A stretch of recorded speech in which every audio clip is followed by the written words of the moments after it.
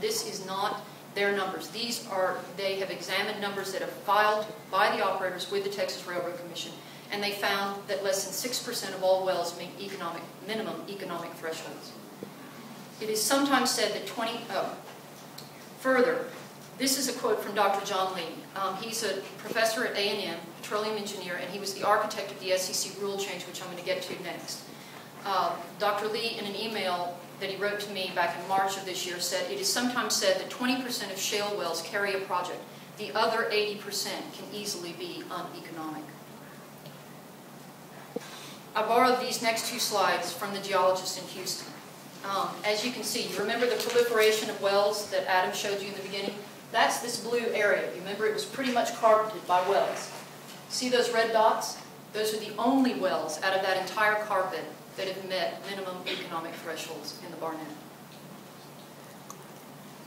This is a close-up of that slide. Industry has told us that improvements in well performance have occurred, but they have actually been due to longer laterals and more fracking stages. In the beginning, they started out with about 5 fracking stages. They're now up to as many as 15, but the costs have increased substantially. A well in 2005 was about $3 million to drill. It's now about $5 million, sometimes a little bit more. Much of the production growth that they have bragged about recently, I've seen a lot of articles in the Star-Telegram, Wall Street Journal. They've said that production is growing with lower rig counts. Imagine that. Well, it's growing because of spare capacity. They had drilled a lot of wells in 2008 and 2009, but had never completed them. I read a statistic this morning that 30 to 40% of all shale gas production right now has just come online in the last 12 months. That goes back to my point about, is there security and is there depth to the supply? So let's move on to the SEC rule change. This is where it gets interesting. This is where you begin to get claims from industry insiders of Ponzi schemes and Enron moments. They actually mentioned those two statements or whatever in emails, which you can look up in the document reader to the story in the New York Times if you like. It's quite good reading. Since the SEC rule change for oil and gas was adopted in 2009, companies can now claim reserves that were previously not allowed. Now, I don't have a problem with that. What I have a problem with is this next part of my sentence. They can then book them without any independent third-party audit. In other words, as us from the investment community, they can come and say, we have these reserves, trust us. And we have to do that. Now, does that sound a little bit like the mortgage-backed securities bubble? This may have opened the door to optimistic assumption making. There's a clear upside, obviously, to being able to book more reserves. It's the ability to appear that your company is growing and that your finding costs are plummeting, because suddenly you have a much larger figure to divide your costs into.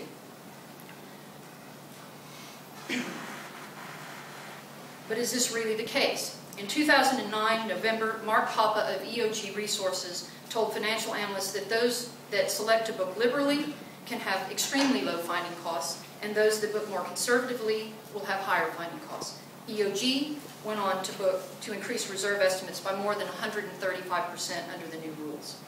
Other shale companies did the same, and some increased reserves by as much as 200%. That's huge. And all of this without independent verification. Such massive reserve revisions, as I said, can make a company appear much more attractive than it may really be. But in turn, it can also allow such companies to borrow a lot more money. Borrowing money on assets that are not required to be independently verified is, in my opinion, problematic.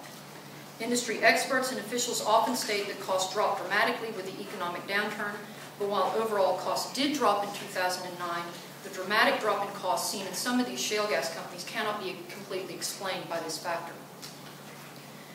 In a report dated October 2010, Ernst & Young stated that for the oil and gas industry, finding and development costs decreased an average of 48% with the economic downturn in 2009. But at 5 of the 7 shale gas companies that I studied, costs dropped considerably more than the overall market average. These were the same companies that had chosen to increase their reserve estimates substantially, by some by as much as 200%. Imagine that. For instance, PetroHawk's finding and development costs in 2008 were $51.50 under the old reserve estimates. and then plunged in 2009 to a mere $7.03 under the new estimates, an overall decline of 86%. Makes your company look really good to investors. Comstock Resources and PetroQuest also had similar declines in excess of 75%.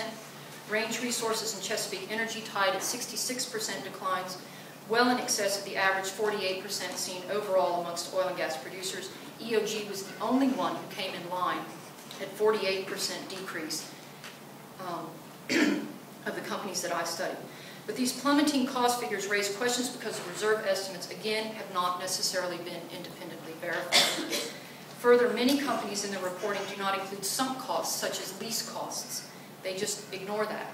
By breaking these out, it can appear that costs are lower still and make your company look even better still.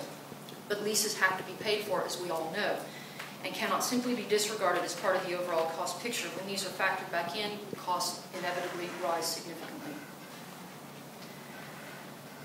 Going back to Dr. John Lee, the architect of the SEC rule change, in that email, he stated that with proper averaging and large enough sample of wells, we believe that we can predict the average outcome of a drilling program without the ability to predict the outcome of drilling of any individual well.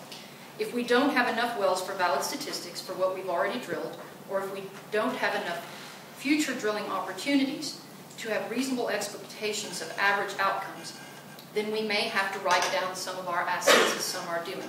Well, let's take a look at that. Asset write-downs, according to companies' 10-Ks filed with the Securities and Exchange Commission. I did these as impairment charges as a percentage of total shareholder equity.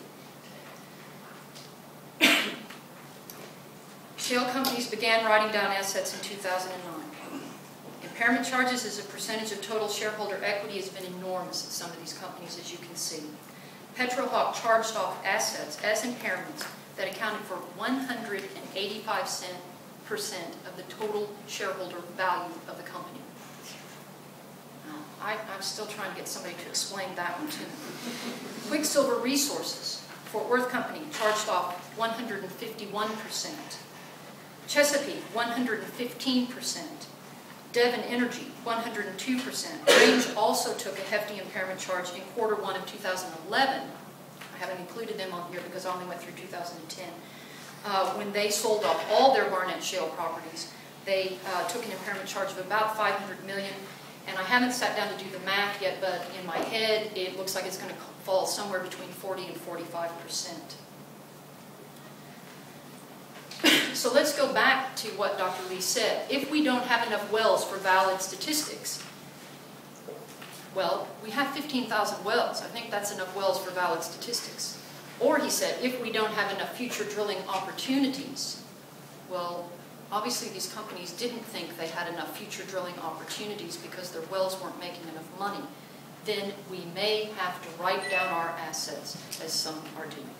Okay. If at least 80% of the wells are uneconomic, and this is according to Dr. Lee of Texas A&M, Berman's estimate based on Railroad Commission data in the Barnett, over 90% of the wells were uneconomic. It brings up the question, is this the highest and best use of our land, particularly in an urban environment? Would this land not be better used for other purposes? If these wells are duds, 80% or 90% of them are duds, are we using our land in the highest and best way? Environmental costs.